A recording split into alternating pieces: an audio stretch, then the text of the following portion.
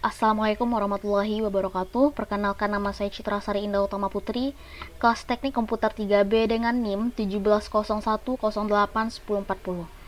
Pada kesempatan kali ini saya akan menjelaskan dan mendemonstrasikan sistem tugas akhir yang telah saya buat dengan judul Teknik Virtualisasi Manajemen Container menggunakan Kubernetes sebagai mesin orchestration. Langkah pertama yang harus dilakukan sebelum memanajemen container dengan Kubernetes sebagai mesin orchestration adalah melakukan instalasi sistem operasi pada virtual server cloud computing di Amazon Web Service yang akan digunakan sebagai mesin cluster di Kubernetes. Sistem operasi yang digunakan untuk menjalankan cluster pada Kubernetes adalah menggunakan Ubuntu 16 Xenial Server. Di sini telah dapat dilihat saya telah membangun 3 server virtual, yaitu 1 master node dan 2 worker node, di mana server master node ia akan bertugas mengelola keadaan dan kondisi cluster atau komponen-komponen yang ada pada master node. Sedangkan pada worker node, ia merupakan mesin worker di dalam Kubernetes yang sebelumnya dinamakan Minion. Sebuah node bisa berupa VM atau mesin fisik, itu tergantung dari clusternya. Masing-masing node berisi beberapa service yang berguna untuk menjalankan banyak pod dan diatur oleh komponen-komponen yang dimiliki oleh master node. Setelah melakukan proses konfigurasi pada virtual private server yang sudah kita bangun, yaitu pada master node dan worker node, di mana selanjutnya kita dapat melakukan instalasi Docker dan Kubernetes, di mana Docker adalah container runtime yang digunakan pada Kubernetes. Di sini dapat kita lihat pada masing-masing server. Di sini untuk melakukan akses remote pada Ubuntu menggunakan yaitu putih. Di sini kita pada server master node dapat mengecek status dari Docker apakah sudah berstatus running. Begitupun pada server worker node.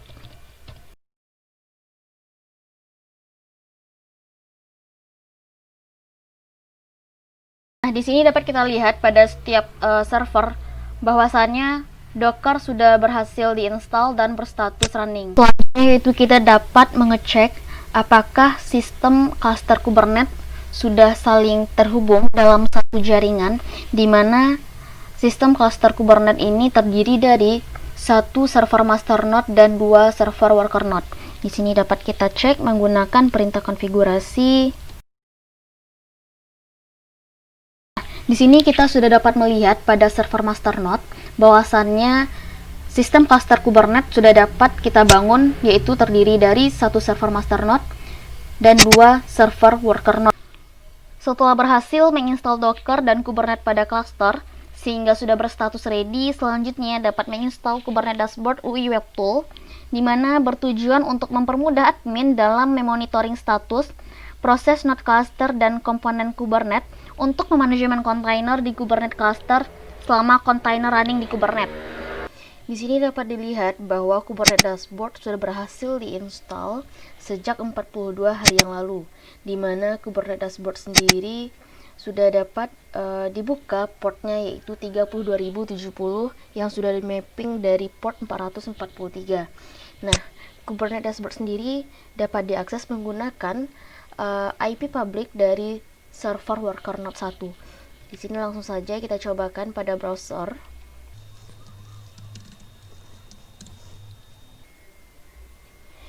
Ini adalah tampilan Kubernetes Dashboard sebelum kita login, di mana jika kita ingin login pada Kubernetes Dashboard, kita harus mendapatkan token terlebih dahulu. Selanjutnya yaitu kita dapat melakukan implementasi Docker pada aplikasi berbasis web server, di mana di sini saya sudah mempackage beberapa aplikasi berbasis web server antara lain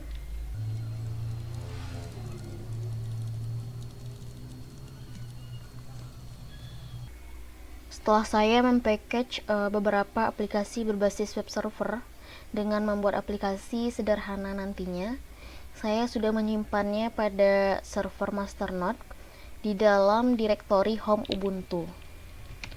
Di sini dapat dilihat pada direktori home Ubuntu juga terdapat beberapa direktori untuk menyimpan script pada masing-masing direktorinya seperti Academic, Apache, Chat, MySQL, Nginx, dan Tomcat.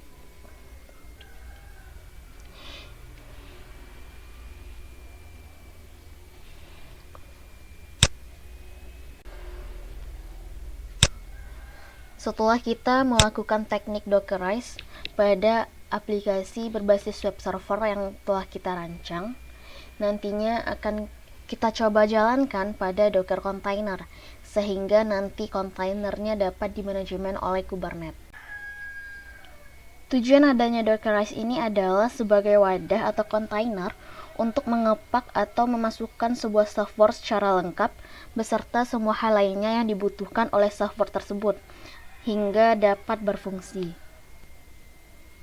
Hal pertama sebelum kita mendockerize aplikasi berbasis web server ini adalah harus mengerti penggunaan pada Dockerfile, di mana Dockerfile di sini ia berperan sebagai script atau instruksi yang akan digunakan oleh Docker Command untuk membuat image Docker yang nantinya bisa dijalankan pada. Selanjutnya adalah di sini saya akan langsung saja mencobakan pada salah satu aplikasi berbasis web saya, yaitu pada chatbot, di mana saya akan mencoba menjalankannya pada Docker Container sehingga nanti kontainernya dapat dimanajemen oleh Kubernetes. Di sini saya akan coba saja langsung masuk pada direktori chat, di mana pada direktori chat ini terdapat beberapa file seperti script yang sudah saya siapkan pada sebelumnya, yaitu script PHP. Nah, untuk menjalankan aplikasi kita pada Docker Container, terlebih dahulu kita kan harus mempunyai file, yaitu Dockerfile, di mana Dockerfile ini terdiri dari script-script perintah yang akan dapat menjalankan aplikasi kita ini pada Docker Container. Nah, di sini dapat kita lihat saja, yaitu yang terdapat pada Dockerfile chat.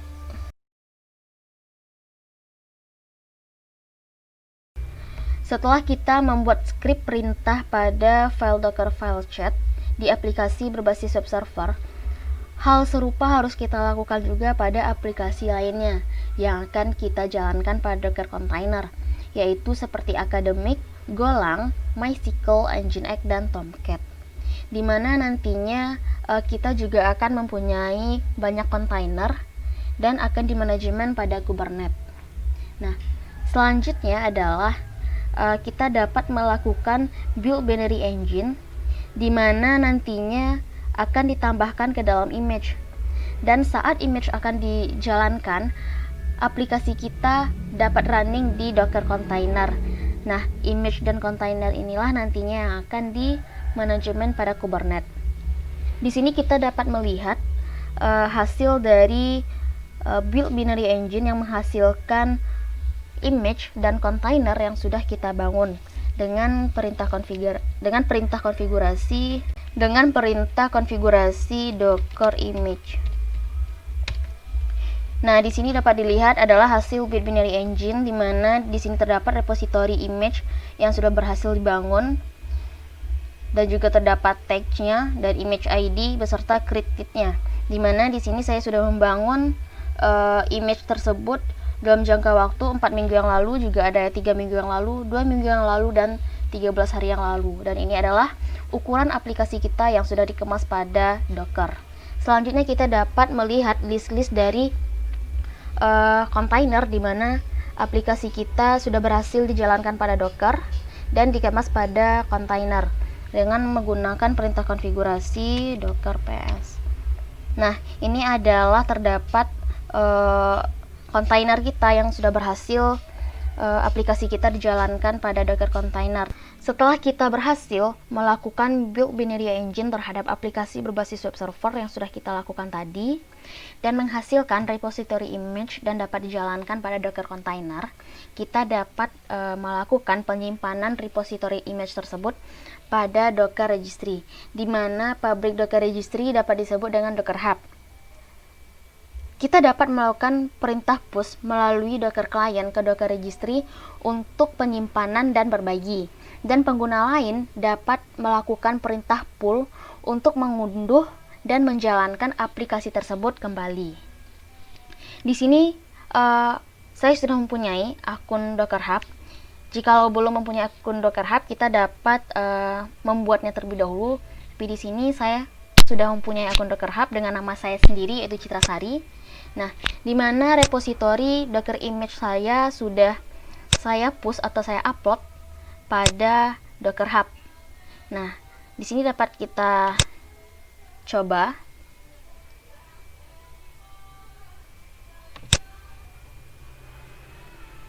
Nah, di sini dapat dilihat yaitu ada perintah docker pull di mana pengguna lain dapat mengambil untuk diunduh pada server yang dia gunakan.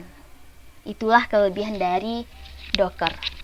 Setelah berhasil menyimpan repository image pada Docker Registry dan menjalankan aplikasi berbasis web server di Docker Container, selanjutnya kita dapat melakukan proses terakhir yaitu memanajemen kontainer di Kubernetes.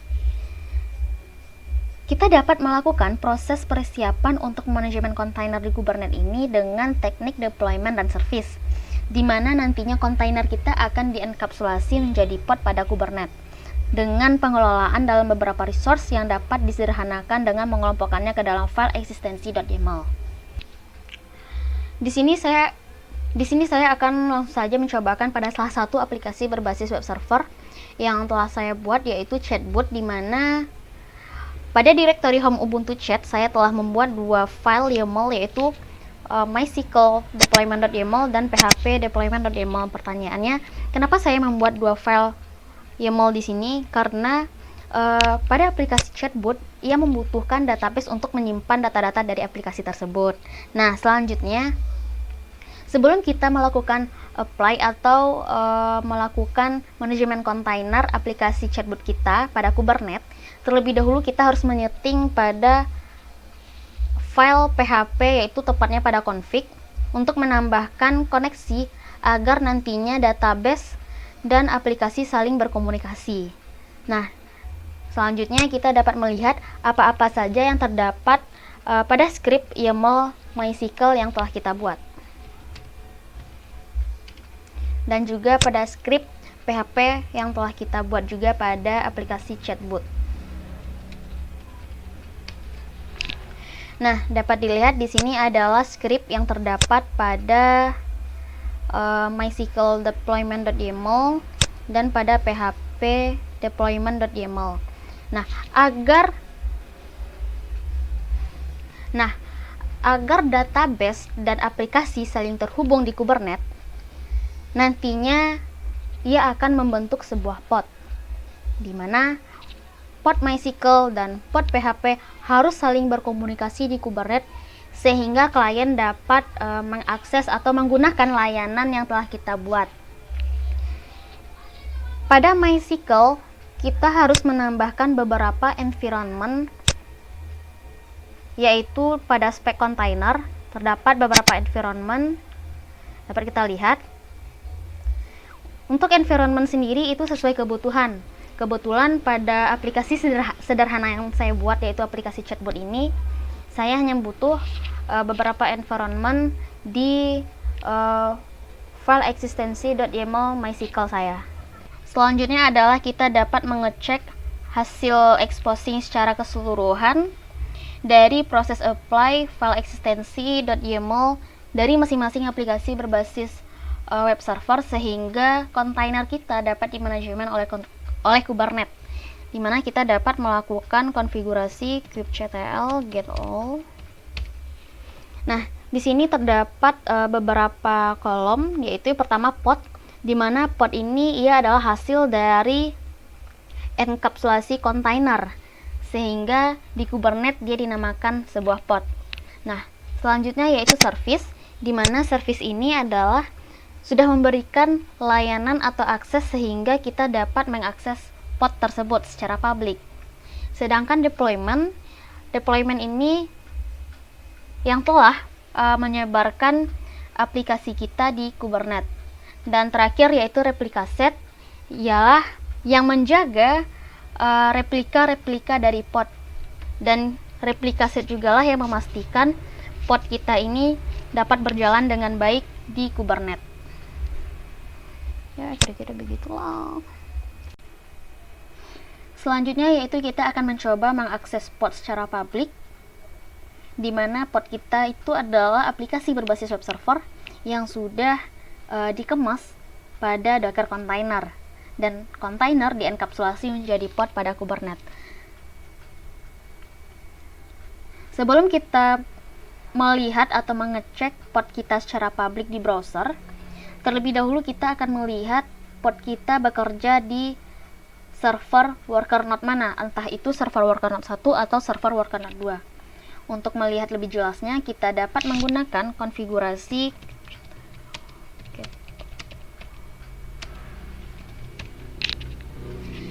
Nah, sama-sama kita ketahui bahwasannya salah satu tugas master node, ia dapat men-schedule saat kita membuat pod baru.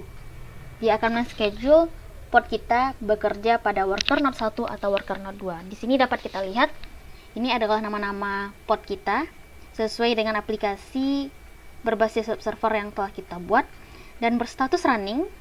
Sudah kita buat sejak 28 hari yang lalu.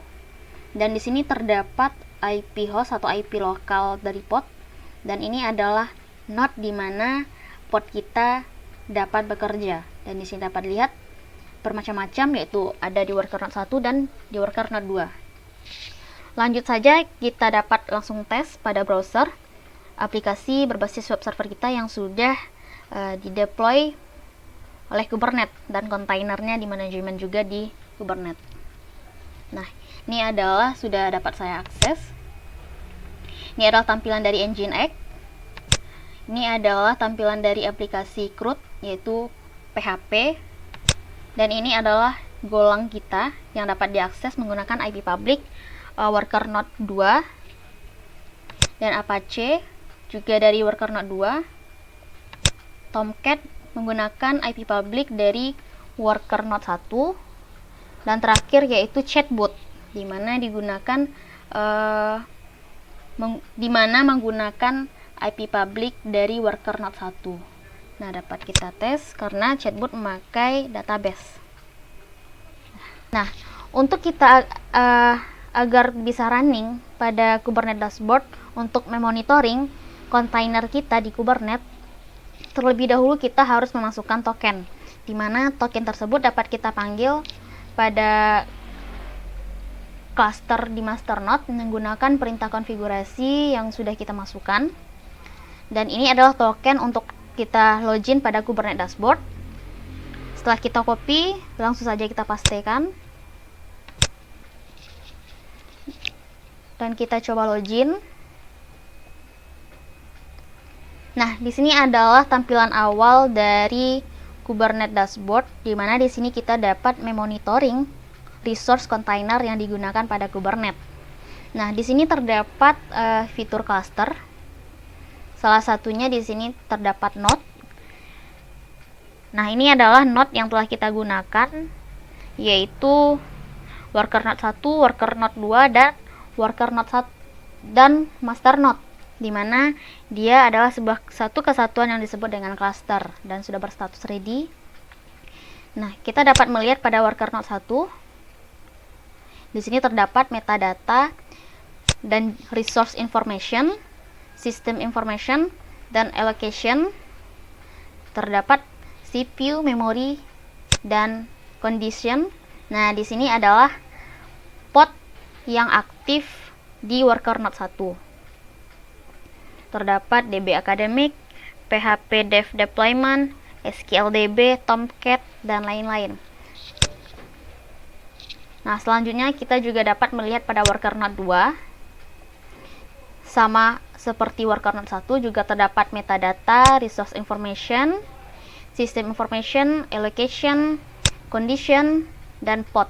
Dimana pod yang aktif pada worker node 2 yaitu seperti Apache, Golang, Nginx, dan lain-lain. Di sini kita dapat memonitoring terus kontainer yang aktif selama di manajemen oleh Kubernetes. Sekian dari penjelasan dan demonstrasi sistem tugas akhir yang telah saya kerjakan, yaitu teknik virtualisasi manajemen kontainer menggunakan Kubernetes sebagai machine orchestration. Saya Citra Sari Indah Utama Putri. Terima kasih. Assalamualaikum warahmatullahi wabarakatuh.